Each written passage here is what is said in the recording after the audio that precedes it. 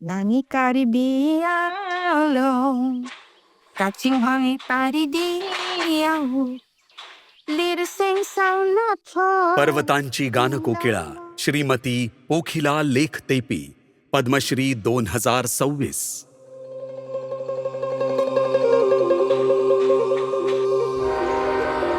कार्बी आंगलाँग आसामचं एक सुंदर गाव, जिथे राहतो कार्बी समुदाय आणि पोखिला लेखतेपी. भटक्या कलाकारांच्या कुटुंबात जन्मलेल्या पोखिला यांना कार्बी संगीत फक्त वारशातच मिळालं नाही, तर त्या ते संगीत जगल्या. लहानपणापासूनच त्यांची विलक्षण प्रतिभा दिसू लागली होती. संगीताशी असलेल्या त्यांच्या घनिष्ठ संबंधांमुळे त्यांना जाणवलं की हा वारसा धोक्यात आहे.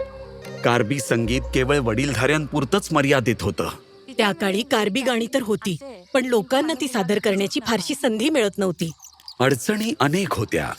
गरिबीची सावली सतत होती आणि परंपरेमुळे स्त्रिया सार्वजनिक मंचांपासून दूर होत्या. वर्षानुवर्षे पोखिला एका लुप्त होत असलेल्या कलेची मूक साक्षीदार म्हणून पडद्याआड राहिली. पण त्यांचा आवाज बंदिस्त ठेवता आला नाही. अडथळे तोडून त्यांनी चर्चमध्ये आपलं व्यासपीठ शोधलं. समविचारी लोकांना एकत्र आणलं आणि महिलांना हिंमत देऊन सोबत घेतलं. त्यांनी दुर्गम भागात प्रवास केला, ज्येष्ठांना भेटून लुप्त होत चाललेल्या कलेचं दस्तऐवजीकरण केलं. तुम्ही गाणी लिहा, त्याला संगीत द्या. आम्ही शक्य तेवढी मदत करायचो आणि आमच्या संगरी म्युझिक सोसायटीच्या माध्यमातून ही गाणी सादर केली. स्थानिक आकाशवाणी प्रसारणांपासून ते त्यांच्या पहिल्या कॅसेट कांगधोनच्या धाडसी निर्मितीपर्यंत त्यांनी कार्बी आत्म्याला राष्ट्रीय जडणघडणीत गुंफायला सुरुवात केली. महत्त्वपूर्ण कलाटणी तेव्हा मिळाली जेव्हा त्यांनी जुबिन गर्ग यांच्यासोबत आपली कला सादर केली. आधुनिक ऊर्जेसह प्राचीन मंत्र सादर करून नवीन पिढीला आकर्षित केलं. 50 वर्षे 300 गाणी.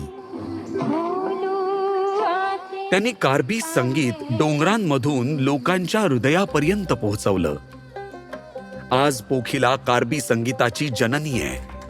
लेखन, मार्गदर्शन आणि सादरीकरणाद्वारे भूतकाळाचं जतन करून हे सुनिश्चित करत आहेत की कार्बी आंगलाँगच्या महिला त्यांचं भविष्य स्वतः स्वरबद्ध करतील. मला आशा आहे की आपला कार्बी आंगलाँग आणखी प्रगती करत राहील. कार्बी आंगलाँगच्या महिलांनीही प्रत्येक क्षेत्रात प्रगती करावी, हेच माझं स्वप्न आहे. श्रीमती पोखिला लेखतेपी, पद्मश्री 2026. कोटी कोटी नमन.